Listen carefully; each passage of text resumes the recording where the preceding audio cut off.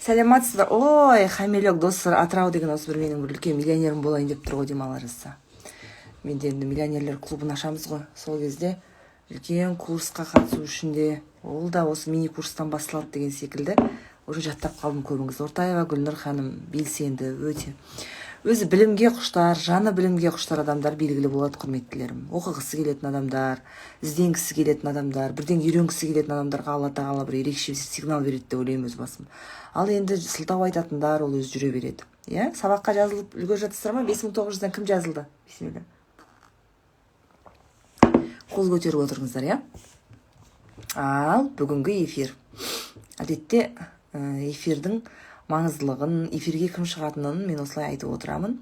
Бүгін сәл кішкене кешірек басталдық. Мен шындығын айтсам 4:30-да соткама қолымды ұстап, аузым ашып ұйықтап қалыппын. Және жарты сағаттың ішінде продюсеріміз звондап, ойбай эфир деп кейін атып тұрдым ғой.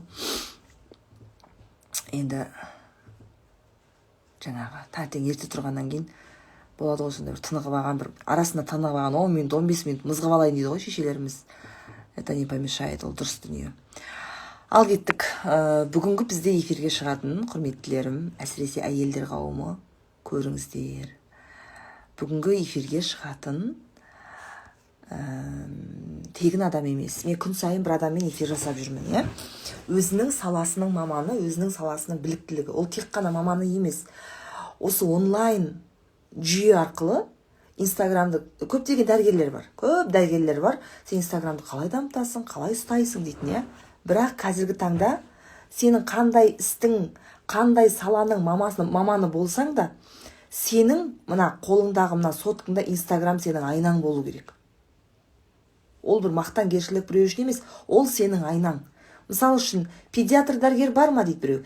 Мына кісі, егер парақшасы болса, сен қарайсың, мынандай, уже парақшасынан, уже оның жүріс тұрысын, еңбегін сен бақылап отырасың. Сол секілді арамызда қазір акушер-гинеколог шыққалы тұр. Өзінің саласының маманы. Ол бәрлеріңізге керек. Қыз-келіншектер, сұрақтарыңыз болса қойып, осы жерде қазір кішкене сұхбат жүргізеді. Бірақ енді сұрақтан гөрі мен ол кісімен біраз сұхбат алғым келіп тұр. Сіздер тыңдап отырыңыздар, иә? Қалай екен, неге запрос жіберді. Ол кісіні өзімен танысамыз. Мен бірінші рет шығайын деп отырмын ол кісімен. Араластығым жоқ. Құдай қаласа қазір танысамыз. Сәлематсыз ба? Сәлематсыз ба? Қалыңыз қалай, Сара ханым? Гүлшат ханым, иә? Сұңқар, Хангелдина Сұңқар.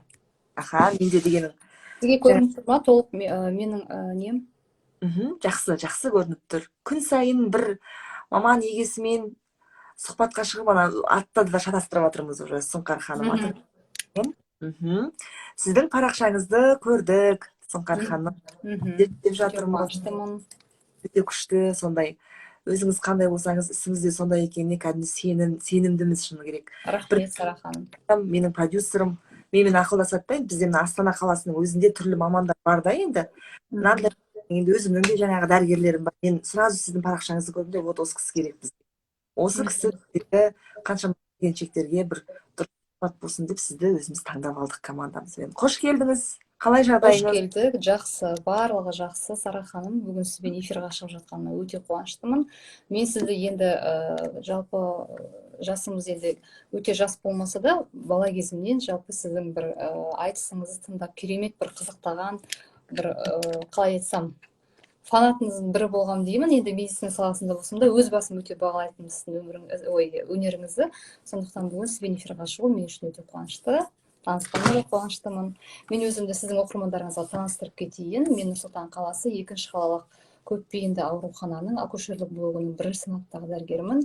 Менің негізгі мамандығым әйелдердің жалпы жамбас аурулары, белсіздік дейміз, жүкті әйелдерді, соның ішінде ең қиын деген экстрагенитальды аурулармен 9 ай қарап, өтпесін қолына алуына себепкер болып жүрген дәрігердің бірімін. Мені енді біразы таныса, біраз танымау мүмкін. Эфирға шыққасын өзімді таныстырып өткен жөн көрдім. Өте жақсы, қуаныштымын, иә. Дұрыс, мінекей. Сұңқар ханым, сіз өзіңіздің маман жаңағы мықтысы екеніңізге ешқандай күмәнім жоқ. Бізде көбіне дәрігерлер айтады да кейде. Мен мысалы өзімді айтамын, иә, көп акушер-гинекологтармен араласамыз. Мен айтамын, неге Инстаграм дамытпайсыз десем, ой, білмеймін, керек емес сияқты. Бірақ бәрібір осы Инстаграм, бәрібір әлеуметтік желі, керек екенін күн сайын дәлелдеп жатыр. Мхм. Айна, иә, қаншама адам көреді, қаншама сұрағына жауап алады. Сіз қазір үйіңізде отырып, сіз даже онлайн консультация бере аласыз көптеген Бере әйелдер. аламын, бере аламын. Иә. Иә, уже онлайн, мысалы үшін кейбір адамға аяқ астынан керек болып қалады, аяқ астынан сіз уже өзіңіздің отырсаңыз үйде онлайн консультация беріп еңбек жасай бересіз былайынша. Енді сұраққа ойыссақ, сіздің зерттеуіміз бойынша 10 жыл стажыңыз бар, иә, еңбек өтілі, Иә. бір гинеколог деп жатыр. Алдыңызға көптеген әйелдер барады. Олардың бірінші запросы қандай? Ең көп қандай запроспен келеді? Қандай Маған сұрақ? енді көбінде алдыма әйелдер келеді, көбі жаңағы жүктілігін дайындалмай келеді, 9 ай бойы жүктілігімен өтуіне уайымдайды, алаңдайды. Екінші мәселе бұл жатыр мойнының патологиясы, эрозиям бар еді, емделмей жүр едім, тағы да көтеріп қаппын деген сұрақтар енді 70%-ын қамтиды деп айта аламын. Енді бедеулік дегенде орын алуда жаңа еркектік фактор, әйелдік фактор дейміз. Дегенмен де осы жүктілікке дайындалу сауаттылығымыз өте төмен. Жалпы мен енді көбінде жаңағы жүкті әйелдер, соның ішінде қант диабеті дейміз, артериалды қан қысымы дейміз, ауыр түрімен, иә, бір почкасы жоқ дейміз, тағы да басқа рак аурулары, соның жаңағы химиотерапия алып жатқан кезде немесе туберкулездің ашық формасымен ауыра тұрып, жүктілікті жоспарлап тұрып, міне аяғым ауыр, енді не істейсіз деп келеді. Ол сол нәрсе енді бүгінгі таңдағы ең глобалды проблема деп айтсақ болады. Біз сол үшін дәрігер колоссальды жұмыс жасаймыз, көптеген консилиумдар өткіземіз. Әйтеуір ең басты мақсат әйелдің бөпесін қолына беру, өзінің жанына аман алып қалу деген бір мақсатпен әйтеуір жетеміз. Сондай жағдай бізде өте көп орын алуда. Жұмыстарыңыз оңай емес енді. Адамнан адам шығау деген, былай қарап отырсаң, ой, мынау гинеколог, мынау акушер деп айта саламыз ғой, бірақ десе де жұмыстарыңыз оңай жұмыс емес, шыны керек. Енді осы кезде Сұңқар ханым, мысалы үшін менің бұл өзіме де қатысты сұрақ болуы мүмкін. Жалпы мына жүктілікті қалай жоспарлау керек? Жүктілікті жалпы біз мына көптеген енді консультация жүргіземіз, пост жазу дегенде өзіңіз білесіз, өте сауатты жазу үшін іздену үстіндеміз. Жалпы мына Европа елдерінде жүктілікті пландағанда әйел мен ер адам бірдей барады екен. Жалпы бізде көбінде менталитет сондай ғой, әйел адам дайындалу керек, ол қыз болып қалса да әйел адамнан көреміз, немесе дұрыс босанбаса да әйелден көреміз, жүктілік болмаса да әйелден көреміз. Жалпы Европа елінде жүктілікті 3-4 ай бұрын жоспарлайды. Элементарный мына фолий қышқылын бір кезде іштік қой советский кезде, сол сияқты 3-4 ай бұрын еркек пен әйел урологқа, гинеколог дәрігерге барып, терапевт дәрігерге бару керек. Сонымен қатар жалпы қан анализі дейміз, қан тобынан бастап, ол кісіде отрицательный ма, положительный ма, бұның өзі балаға ертең гемолитикалық аурулар дейміз, іште жаңағы туадан пайда болған, иә, антитела резус конфликт бола ма жоқ па, және де мына флюрадан бастап өту керек, бұл кісіде ашық немесе закрытый форманың туберкулезі бар ма деген сияқты каждыйды жаңағы поэтапно жалпы ағзадағы бүкіл скринингті өтіп шығу керек. Жалпы мен марафондарыма қатысқан әйелдермен көбінде чекап арнайы дайындаймын, бедеулік кезінде дейміз, немесе жүктілік кезінде дейміз, иә. Сол направлениемен 3 ай бойы дайындалып, көз жеткізіп, жыныс инфекциясын тапсырып, мазогын тапсырып, біздің әйелдеріміз жүктілікті міне бәрі жақсы екен, міне маған жоспарлауға болады екен деген кезде жүктілікті жоспарлаған дұрыс. Әрине бұл терапевт маман және гинеколог мамандармен бірге жүргізілу керек. 3 ай бұрын. Өте дұрыс айтасыз. Енді осы жерде мынандай сұрақ туындап отыр да, мен бірінші өзім кішкене бала көтеруім сәл кішкене қиын. Біріншінде мен 4 жылдан кейін бірақ көтердім. Мен қаралмаған жоқ деп айтсам болады, ол кезде Семей қаласындамыз. Бірақ енді полный витаминді де іштім, іш деген дүниесін бәрін ішіп, менде 1 грамм токсикоз деген дүние болмады. Болған жоқ та. Енді мына екінші ұлымда өте қатты токсикоз болды. Бұл токсикоз деген түрінің өзі токсин ғой да, сонда менің дайындалмағанымда болып тұр ма бұл деген дүние? Жалпы токсикоз деген сұрақ өте көп, менен дайректқа да келеді, жалпы сұрақтардың өте көп токсикоз. Жалпы токсикоз деген бұл кез келген адамда болады. Бұл қай кезде болады? Бұл сіздің ішіңізге жүктілік түсіп, бөтен ағза дейміз, иә, бөтен бір жаңағы жағдай болғандықтан ағзаның перестройкасы, гормондардың өзгеруіне байланысты, және 16 аптаға дейін бізде баланың жолдас қалыптасады. Жүктілік ішке түскеннен басып, эмбрион болып 12 аптаға дейін органдар дамыса, 16-17 аптаға дейін баланың сыртынан қабы дамиды. Яғни бұл барьер, кез келген сырттан келген затты өткізбейді. Сіз инфекциямен ауырсаңыз да, вируспен ауырсаңыз да, өзінің қорғанышы баланы 9 ай дамытатын, қоректендіретін осы плацента. Сол қалыптасқанға дейін әйелде болатын бір қалыпты жағдай. Егер бұл токсикоз болмаса, біз қорқамыз. Мүмкін займерші береніс болып қалды, мүмкін анембрия болып қалды, иә. Токсикоз қалыпты жағдайда болу керек. Бірақ таңғы жаңағы жүректің айнуы дейміз, тамақтың иісіне айнуы мүмкін, әр кетсе күніне 1 рет қана құсуы мүмкін қалыпты жағдайда. Егер әйел жаңағы туалеттің унитазды құшақтап алып, таңнан кешке дейін құсып 1 глоток су іше алмаса, бұл әйелдің өзінің асқазан ішек трактысындағы қандай да бір ақаудың бары. Мысалға, ол өттің бітуі, созылмалы панкреатит, өтінің жаңағы толып қалу дейміз, созылмалы эрозивный гастрит, осындай 4-5 жағдайда әйелдің токсикозын жаңағы қиындатуы мүмкін. Соның ішінде бүгінгі таңда қыздарымыз жаңағы көп жүктілікке дейін де, жүктілік кезінде жаңа айхруптан орынды орынсыз омеганы ішей береді, өт толтырады. Ол токсикоздың кезінде екінші бір нутрисолог деген біреу шығады инстаграмнан. Ана жерде дәрінің бәрін әйелдерге сатып, әйтеуір ана әйелдің вообще жағдайын бір қиындатып жүретін бір өте бір қызық оқиға болды. Мен таң қалдым менде. Нутрициолог маманның өзі мысалға да медициналық сауаты болмаса, негізі сондай бір жағдайларды кезіктіріп, мен өзім таң қалдым, сол әйелдің жағдайын бір қиындатып жүргенін. Сонда тілге тиек еткім келеді, себебі сізден көптеген әйелдер ақпарат алып отыр мына жерде да. Ондай жағдайда еске алу керек. Жалпы орынсыз дәрі ішпеу керек, тек маманның тағайындауымен ғана дайындалу керек. Жалпы менде болды жүктіліктерін, бір әйел болды менде практикада 5-ші жүктілігін ауыр токсикоз бойынша үзді. Кәдімгі медициналық көрсеткішпен әйелдің жағдайы реанимацияға 5-ші рет түсіп, уже ана әйелдің салмағы 35 килограммға түсіп, уже әйелдің жаңағы өміріне қауіп төнген кезде амал жоқтан медициналық показаниямен үземіз жүктілікті. Сондықтан бұндай кезде жай қарауға болмайды. Менде болды бір әйел тоже қатты жүктілікпен, жаңағы тетрафлегия, басы қозғалып, обезвоживание, полный миының сондай жағдай болды. Жаңағы тілінің жаңағы өзгеріп, сөйлей алмай, жаңағы сондай неврологический нарушениеға дейін болып, жүктілік үзілген әйелдер болды. Бірақ кейс жүктілікті сауатты дайындалғанның арқасында ешқандай токсикозсыз өкпелерін босанып алды. Енді бұл айналып келіп дайындықтың жоқтылығы. Мінекей қандай ақпарат беріп отырсыз қыз келіншектерге, шыны керек. Енді осы жерде бар ғой, көп адам сұрақта қойып отыр мына жерде. Жатыр мойын патологиясы жайлы тоқталып өтесіз бе? Жалпы жатыр мойынның патологиясы, жатыр мойынның рагы бүгін әлем бойынша 2-ші орынға шығып тұр. Жалпы жатыр мойынның патологиясы дегенде бізде ең бірінші бұл симптомсыз өтетін дүние. Кәдімгі өзіміздің эрозия дейміз, истинная эктопия дейміз да. Біздің өзі жатырымыздың мойыны тек айнамен гинекологиялық қараған кезде ғана біз жатырдың мойнын көре аламыз. Бұны жайдан жай әйелдер көре алмайды. Гинекологтың визиті жалпы жылына 1 рет әр әйелде болу керек, бару керек әйелдер.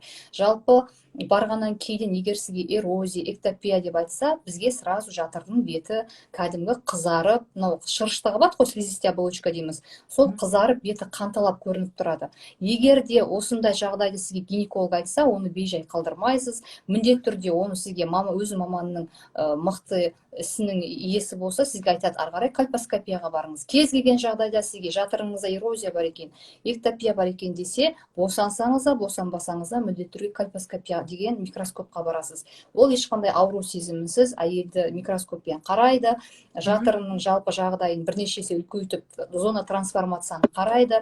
Ары қарай жылына 1 рет жидкостная онкоцитология деген кез келген лабораторияда бар, қымбат емес, кез келген госслужба жаңағы мекемеде бар. Қазақстан Республикасының скринингтік жасы 35 жастан басталады. Кез келген әйелге барлығы тегін қарастырылған.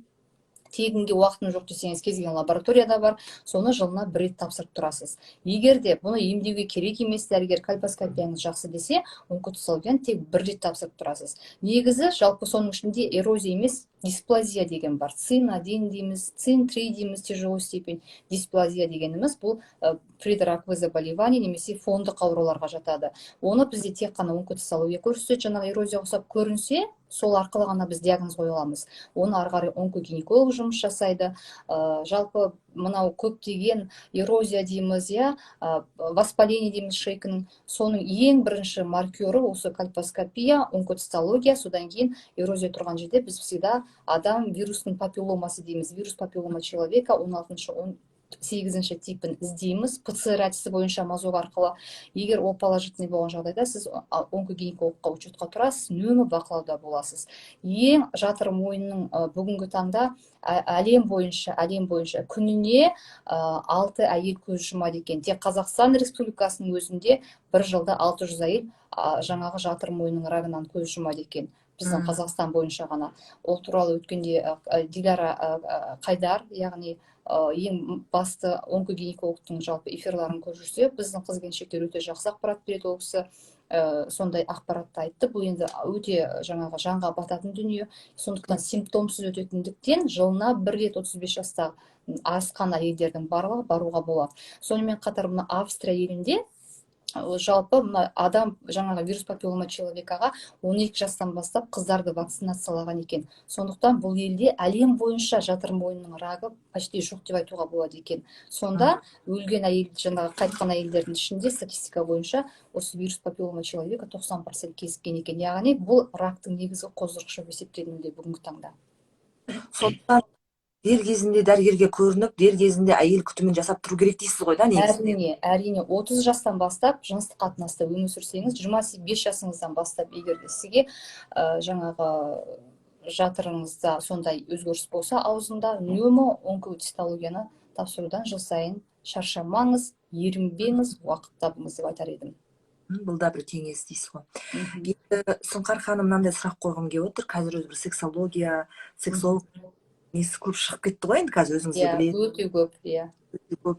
Интимный гимнастика үйретемін, оны сен жасамасаң былай болады, бұлшық етің босап жатыр ма деген сияқты. Қазір енді оны кәдімгідей жарнамалап, осыны үйрен, ол ұят емес, ол сауаттылық деп жатады. Инбилдинг, бірақ та кейбіреу айтады, оны дұрыс жасамасаң, ол әйелге кері әсері бар деген сияқты бір дүниелерді естіп қалып жатамыз да. Осы жайлы қалай дейсіз енді? Жалпы Сара ханым, енді біздің апаларымыз, әжелеріміз бір кезде 13 балаға дейін босанды, 12 балаға дейін босанды. Ешкім инбилдингте үйренген жоқ. Соның өзінде де ешқандай күйеу жалып жасаған жоқ, Жалпы бізде ендігі жас қыздар 2000 жылғыдан 98 жылдан ары қарай жас қыздар келеді, босанғасын айтады, доктор, мен неге қынабым кеңейіп қалды, вот мынау бір нәрсе не то дейді мысалға, сразу көңіл бөліп жатады. Жалпы бұл қынаптан бұлшық еті деген өз табиғаттан Құдайдың бергеніне бұл созылмалы қасиетке ие.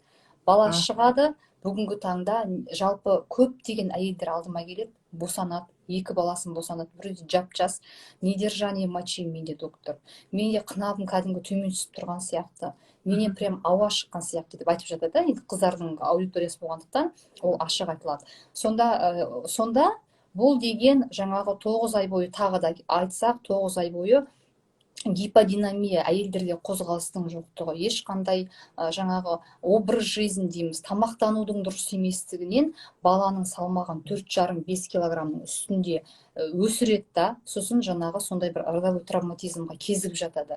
Енді бұл жағдайда көптеген қыздарымыз, мен марафоным осындай, керемет таратып беремін, енді өте көп ақпараттар айтады, бірақ жалғыз бір кегель упражнениесі деген жалпы интернетте әлі советский кезде қалған емес, СНГ-ның елдерінде кегель жаттығу деген жаңағы жатып алып, қынапты тарылтып кеңейту арқылы қазіргі кезде жаңағы батарейка тәрізді қынапқа салып қойып, жаңа упражнение жасайтында көптеген методтар шыққан әртүрлі фирманың да. Дегенмен де жалпы практика барысында біз клиницист маман болғандықтан бізге обратный связь бар да, біз түсінеміз, ол көмектесе ме, әйелде жоқ па. Сондықтан көп жағдайда жаңағы жасаған жаттығулары енді бір сәл көмектесе де толық ол проблеманы жоймайтынын мен айта кеткім келеді. Инбилдинг дейміз. Енді ол саланы бір зерттеген бір маман болмаса жақсы да. Көбінде әйелдеріміз біздің кальпарофия дейміз, қынапты тарылту операциясымен мочевой пузырьға сетка қойып, сондай операция жолмен істеп жатқанда тиімді болып табылады. Сол проблемасын барлығы 100%-ға шешіледі. Тиімді болып табылады дейсіз? Вот операциялық жол менің практикамда тиімді болып табылады. Өте тиімді, сол операциялық жолмен барлығын шешеді. Енді мен марафонға қатыстым, кегель жаттығуын істедім, ана тренажерді қолдандым, менде шешілді деген адам өкінішке орай естіген жоқпын.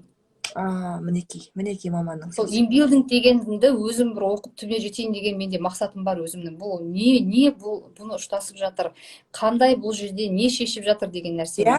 Потому что былай қарағанның өзінде мен гинеколог ретінде жалпы қынаптың жағдайын қарап тұру керек. Мысалға мен интим омоложение жасаймын, иә, плазма лифтинг жасаймын, кәдімгі местный.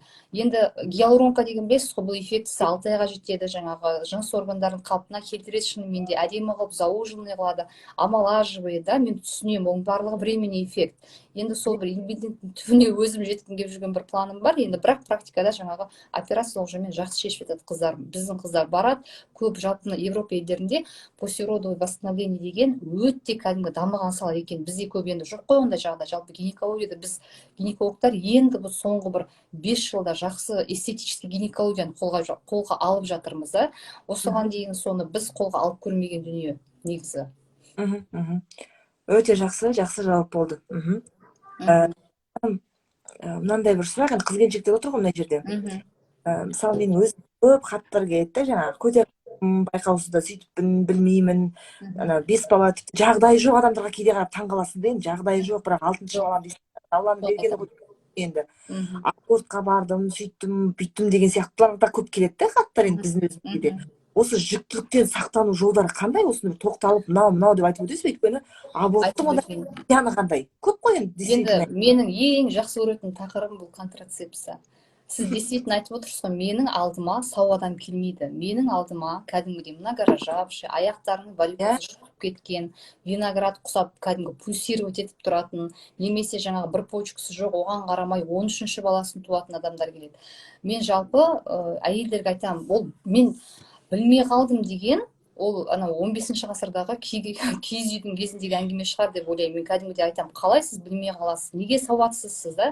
Біз Инстаграм қараймыз, социальный сетьті шұқылаймыз, жұрттың ішкен жегенін қараймыз, сонда біз неужели контрацепция деген дүниені просто гуглдан набираете, там все виды, даже әріп білмесеңіз де фотомен шығады деймін. Пожалуйста, барасыз аптекадан, аласыз, ішесіз, қиын ешнәрсе жоқ. Бүгінгі таңда ақпарат көзі деген былай, Инстаграм ба, Гугл ма, не керек, бәр жерінде бар. Жалпы білмей қалдым деген болмайды. Мысалға бізде планирование семья деген бар. Кез келген біздің енді ауыл жерде алмағанда, біздің қаланың өзінде әр поликлиникада, әр жаңағы ВОП дейміз, врачи общей практики дейміз, терапевт дейміз, қант диабеті бар, қан қысымының ауыр түрі бар, онкологиямен ауыратын әйелдердің бәрін контрацепция жасайды. Кәдімгі іздеп жүріп, үйінен участковый жіберіп жүріп, ана әйелдерді контрацепция жасайды.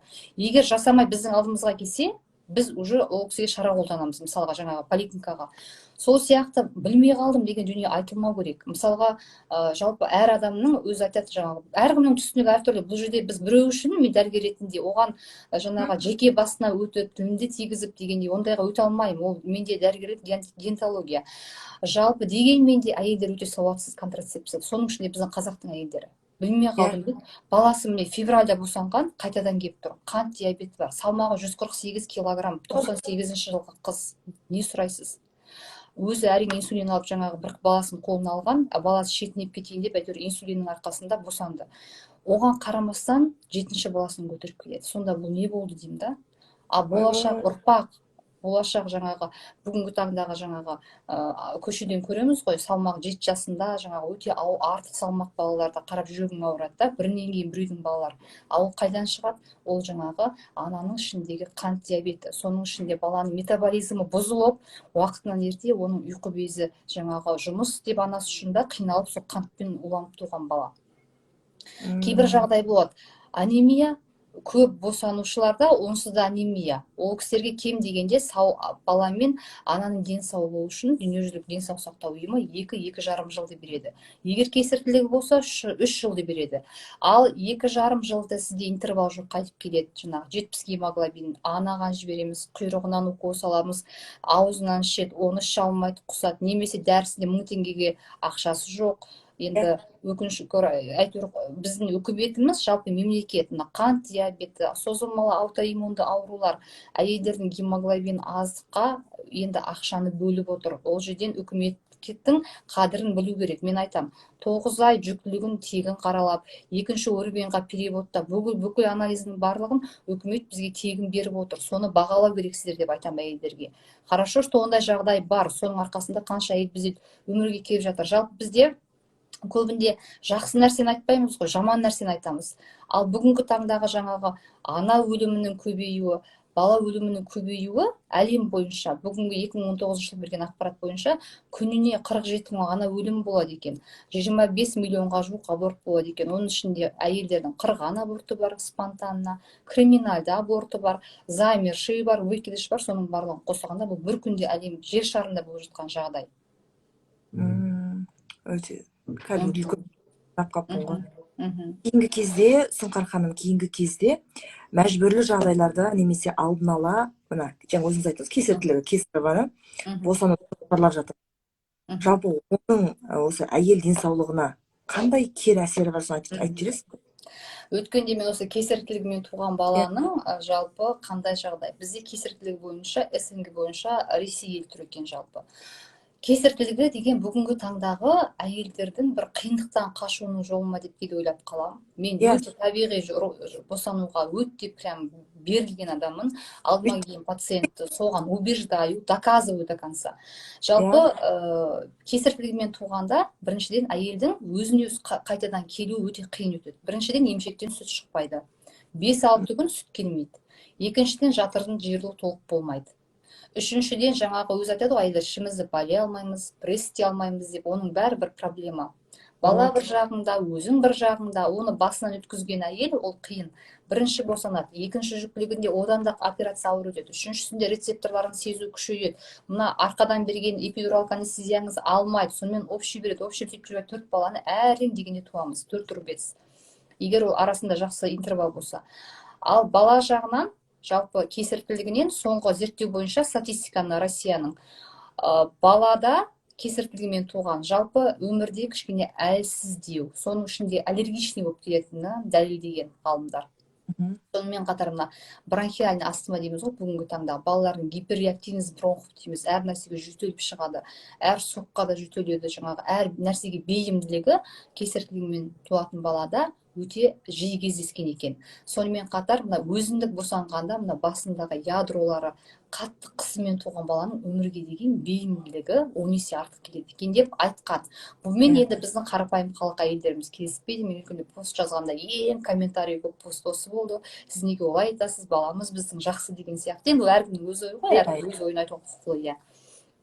Жалпы сосын біздің әйелдеріміз айтады, мен кесарево барғым келеді дейді. Кесірттілігі қай кезде көрсетіледі? Егер сізде егіз жүктілік болса, егер қайталамалы егіз жүктілік болып, екеуі де баспен келіп тұрса, өзіңіз босанасыз. Бірінші құйрықпен келсе, баланың өмірі, жүрек соғысы ритмі жаман болып, бала шетінеп кету қаупі болған кезде, босанудың үстінде, қан кетулер кеткен кезде, акушерлік, немесе ауыр преэклампсия және әйелдің тазының анатомиялық тарылығы. Бұндай кезде планды түрде немесе симфезит дейміз, көзіндегі ауыр миопия, жаңағы отслоение сетчатки, бұл офтальмология жағынан, немесе бір грыжа после операции, сондай сияқты мамандардың көрсеткіші бойынша аламыз планды. Ал біздің Қазақстан бойынша әйелдің өзінің ойлаған желаниясы ол кесірттілігіне көрсеткіш емес. Біздің протокол бар, хаттама, қандай кезде кесарево әйелі барады, қандай кезде бармайды.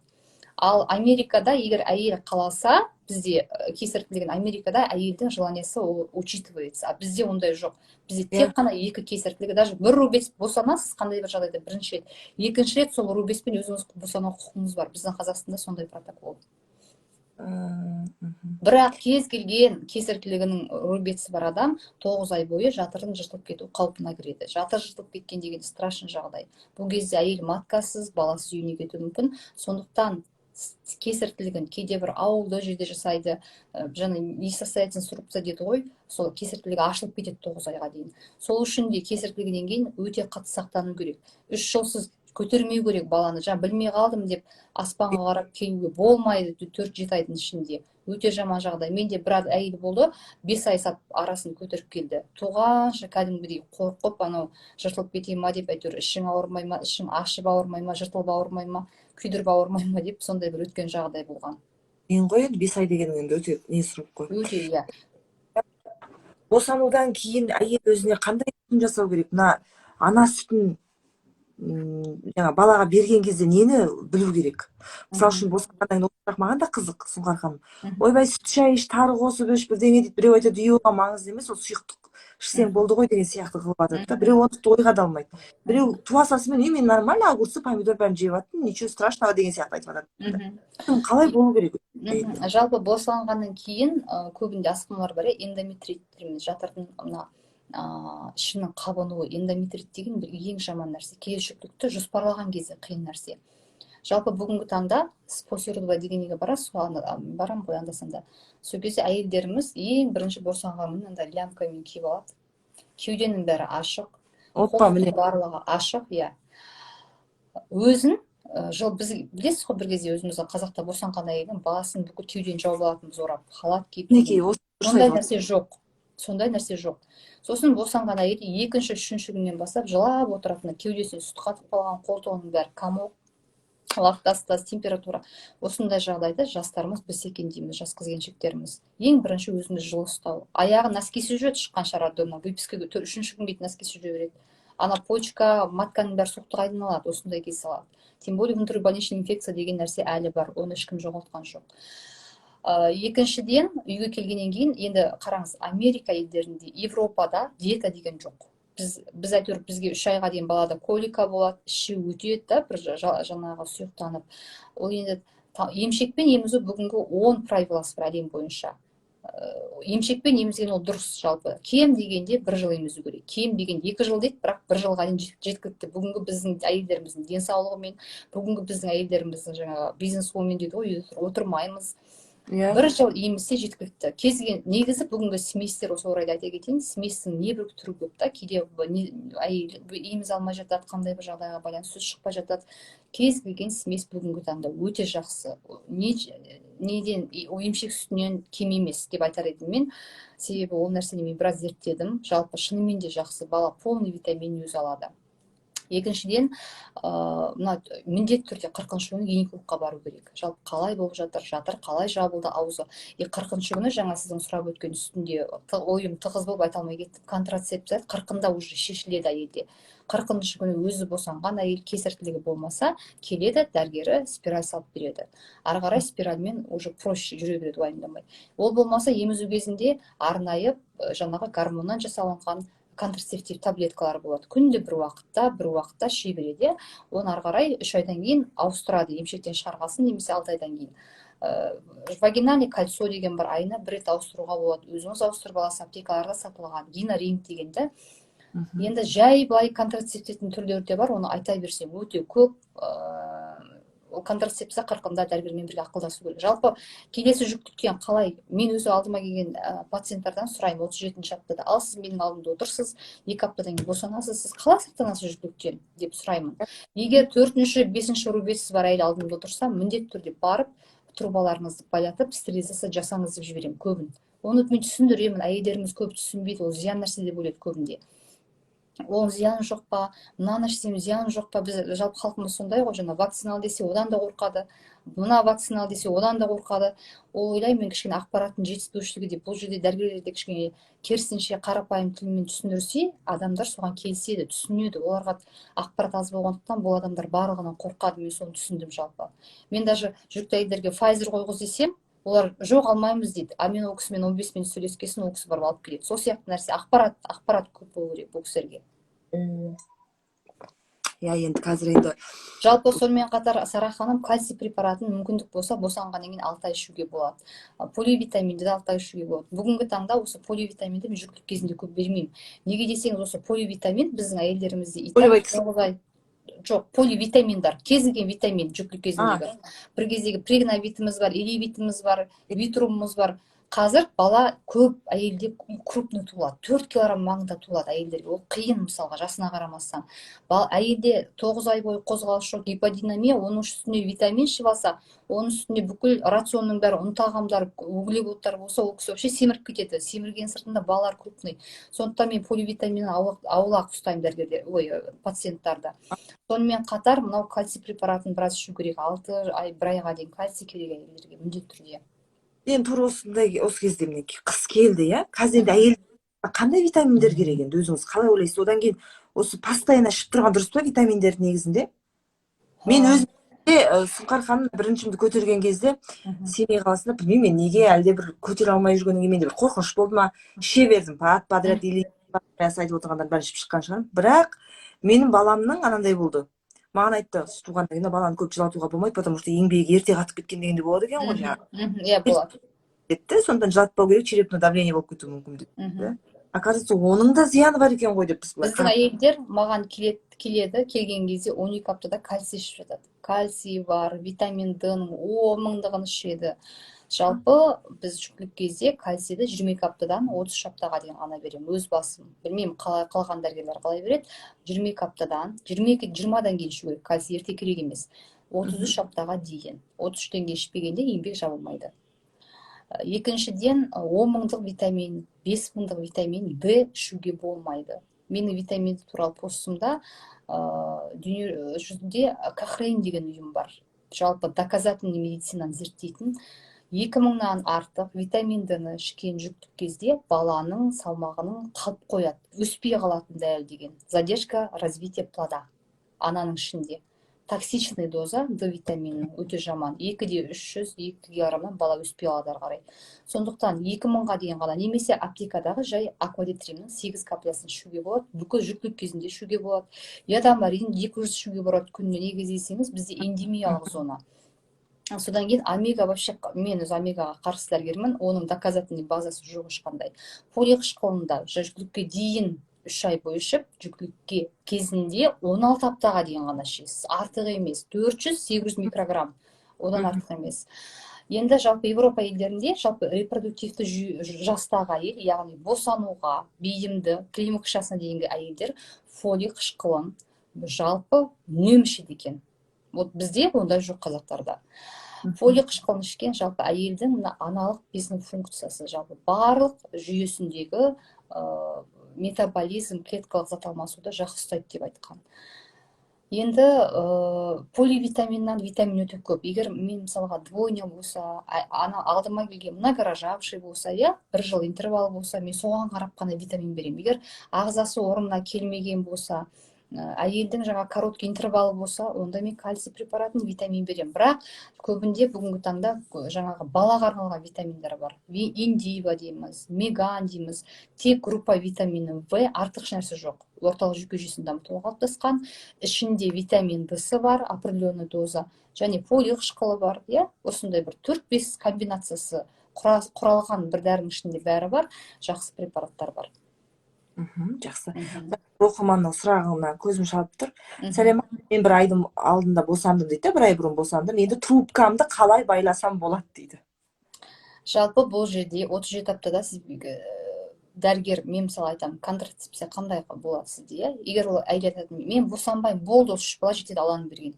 4 бала жетеді дейді. Все, мен сіз онда операцияға жіберемін деймін. Автоматически ана трубаны байлату үшін мен сізді операцияға жіберемін деймін. Операция істейді, сразу трубаға 2 стерильный жіп салып қоя салады. Труба деген сперманың өтетін жолы ғой. Яйцеклеткамен қосылуын ғана бөгейміз. Ешқандай зиян жоқ. Гормональный емес, спираль жасаңыз үнемі выделениеңіз келеді, кішкене менструацияңыз көп төгіледі, ол инородный тело ғой. Ал мынау байлағанда трубаны өте жақсы ол деген. Енді уже босанып қойсаңыз, 6 айдан кейін балаңызды емізесіз, кішкене ағзаңыз қалпына келтіресіз, өзіңіздің по месту проживания поликлиникаңызға барасыз, айтасыз, маған контрацепция керек, трубамды байлатайын деп едім деп. Сол кезде сізді планды жолмен, порталмен қойып, лапароскопиялық жолмен ішіңізді 3 жерден тиісу арқылы общий наркозбен трубаңызды байлайды. Вот сұрағыңызға жауап. Енді қанша біраз уақыт бар екен. Қыз баланы, енді менің өзімде қыз бала жоқ, бірақ қыз бала ұстап отырған осы жерде қыз келіншектер көп қой, енді ондай дүниені айтып отырмын. Қыз баланы неше жасына гинекологқа қаратқан дұрыс? Өзімізде осы бар ғой, сөзін айтқан кезде күйеуге тигеннен кейін гинеколог не екенін біліппіз ғой.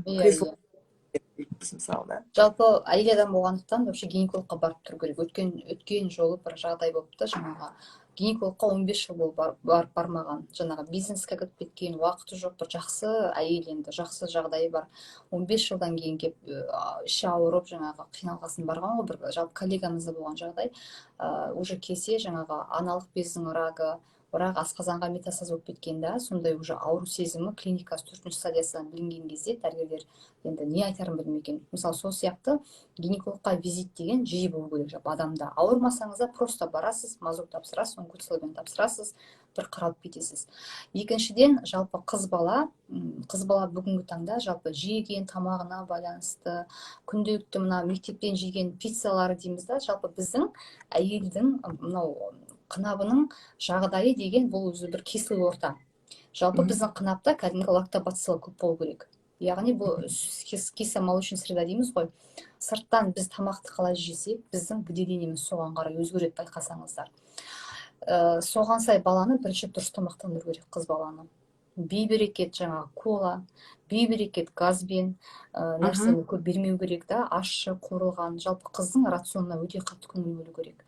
Екіншіден, мынау күнделікті жуынатын сабындары, су сабын, ароматизаторсыз, көбінде құрамында лактобацилласы бар деген дүниені аптекадан алып қызыңызға аямай 2000 теңге, 1500 теңгенің маңында тұрады, аямай сонымен жуындырасыз. Алдынан жыныс мүшесінің артына қарай. Ол өте гигиенаның ең маңызды тұстары. Содан кейін баланы жалпы 13 жасынан бастап, егер етек кірі келіп бастаған кезде, айына бір рет келіп, ешқандай қызыңыздың шағымы болмай, ешқандай жаңағы бөліндісінің дұрыс болса, гинекологқа принципе қажет емес. Егер етек кірі дұрыс келмесе, 6 айда бір келсе, немесе бір ай құрғамайтын, маған бір оңтүстік өңірден бір әйел хабарласты, 15 жасынан 17 жасына дейін 2 жыл қызы кровить етеді екен, 7-ақ күн құрғайды дейді Русия. Қалған бір айдың 20 күні етек кровотечение болады. Сол баланы 2 жыл солай ұстаған.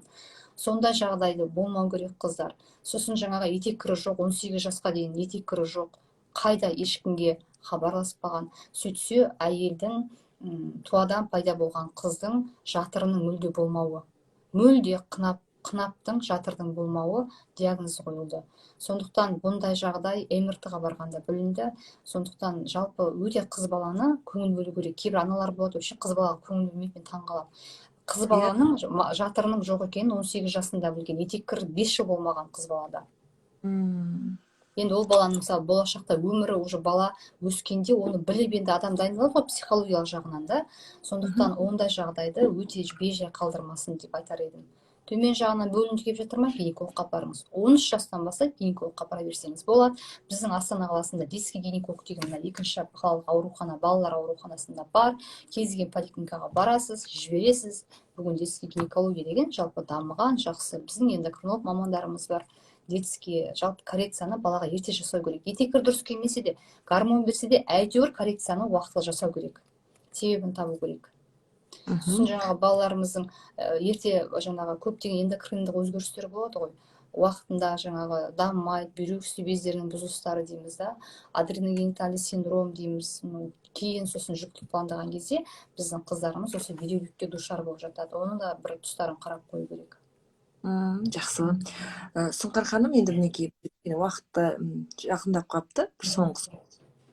Жалпы осы біздегі көңіл күйдің немесе стресстің әйел денсаулығына әсері қандай? Осыны өйткені көп қыз-келіншектер қазір ой дейді, оны ойламайды, ой стресс, депрессия бірдеңе дейді. Енді Сарахан, біздің күнделікті өміріміз енді выживание ғой, былай айтқанда қарағанда. Таңнан кетеміз, кешке келеміз. Мен өз басым кейде жолдасым айтамын, осы мен әйелдік міндетімді орындай алмай жатқан сияқтымын деп күлемін ғой. Стресс постоянно. Әйтеуір жұмысқа барасың, сол күнделікті бір жұмыс, балаң бар, кружогың бар, кешкісін сабағы бар, әйтеуір солдат сияқтымыз да. Жалпы сол нәрсе біз әйел адамға қалай әсер етеді? Кейде біздің әйелдеріміз болады, менде қатты стресс болды, осы айда мен етек кірім болмай қалды, немесе кешігіп қалды, немесе скудный, менде бір-ақ күн келетін болды дейді да. Былай тексеріп жатсақ, әйелде кейде ранний климакстың басталғанын байқап жатамыз. Аналық бездің иссанчениясын байқап жатамыз, гипофункциясы дейміз, УЗИ бойынша кішірейгенін байқап жатамыз да, уже фолликулдар дұрыс жетілмейді дейміз да. Жалпы көңіл күй гормондары, мысалы біз шопинг жасағанда қандай гормон бөлінеді, бізде эндорфиндер көбейеді. Бүйрек үсті безі мысалға қатты стресс болып бір нәрсені ойлап біреумен ұрыссақ мысалға да, бізде кортизол көбейіп кетеді, пролактин көбейеді, бөлінбей тұрған дүние. Кейде мейіріміміз азайып, датабу қатайғанымыз сонша окситоцин гормоны бөлінбей қалады да, ол босанған кезде, баланы құшақтап иіскеген кезде сізде мейірім гормоны бөлінеді. Окситоцин соның нәтижесінде жатырыңыз жиырылады да, механизмі. Сондай жағдайлар жалпы бізде сырттың стресстік ситуациялар өте көп. Мүмкіндік болса алшақ болған жақсы. Мен кейде жалпы енді бүгінгі таңда біз барлығымыз напряженный жүрміз, иә, өте ауыр, жалпы жұмыста ауыр, әйтеуір оңай дүние жоқ. Сондықтан кейде әйелдерге айтамын, магний вышес ішіңіз, валерианка ішіп алыңыз, оның зияны жоқ. Енді бүгінгі таңда, кстати, Американың 70% халқы дейді психотропты заттармен жүреді екен. Бір өткенде статьяны оқыған кезде сондай дәріні көп қолданады екен. Ол деген не? Ол деген, яғни қажеттілік, ол қажеттілік сондай стресстік жағдайда, ол жақта өмір сүру қиындығы сонша, жаңағы психотропты дәрісіз адамдар өмір сүре алмай қалған. Қараңыз. Оған бір мүмкін біз 15-20 жылдан кейін біз де соған жетеміз, білмейміз әлі. Жақсы. Жалпы мына уақыт деген алтын ғой қазір. Кез келген адам сағат маған уақытыңды бөліш деп рұқсат сұрайсың, себебі әркімнің таңнан кешке дейін тірлігі бар. Соған қарамастан, жұмысыңыздың көптігіне қарамастан, 1 сағат уақытыңызды бөліп қандай күшті сұхбат деп жатыр мінекей. Бұл эфирді сақтап қояйын деп өзім отырмын. Сондай құнды ақпараттар беріп жатсыз. Кәдімгідей жан тәніңізбен білікті, білімді, кәдімгі тәжірибелі екеніңізді көрсетіп жатырсыз. Алла жар болсын. Рахмет. Жемісті болсын, әр күніңіз өрісті болсын деп айтқым келеді. Алла бүгінгі тұшымды сұхбатыңызға. Менің оқырмандарыма да қорытынды сөзіңізді, тілегіңізді айтып қойсын. Жалпы оқырмандар, құрметті қыз-келіншектер, сіздерге тек қана мықты денсаулық тілеймін. Қандай ауруыңыз болмасын, қандай бүйрегіңіз ба, жүрегіңіз ба, қандай жеріңіз сау болмасын, әр әйел ана болуға лайықты. Бірақ ана болуға лайықты болу үшін жүктілікте дайындалып, сауатты, саналы түрде көтеру керек. Және де әрқайсыңыздың отбасыңызға 2022 жылы тек қана шаттық пен қуаныш, мақсат пен армандарыңыздың орындалатын жыл болсын. Сара ханым, сізге де рахмет. Өзіңіз айтпақшы, дәрігердің де дәрігері бар деп жатырсыз да. Көптеген мықты дәрігердің рекомендациясын алып, жаңағы мықты нәтижелерге қол жеткізуге мен сіздерге тілектеспін. Сіздің жұмысыңызға да Сара ханым тек қана алға бассын. Өткенде Айнұр ханымның несінде марафонда спикер болдым. Тоже көптеген әйелдер ақпарат алды. Сол сияқты сіздің әйелдеріңізде менен бір ақпарат алып, менің осы эфирімнен кейін бір нәрсеге қадам басып жатса, ол менің бір кішкентай да жетістігім деп ойлаймын. Рахмет сізге. Алла разы болсын сізге. Рахмет сізге. Сізге рахмет, сау болыңыздар.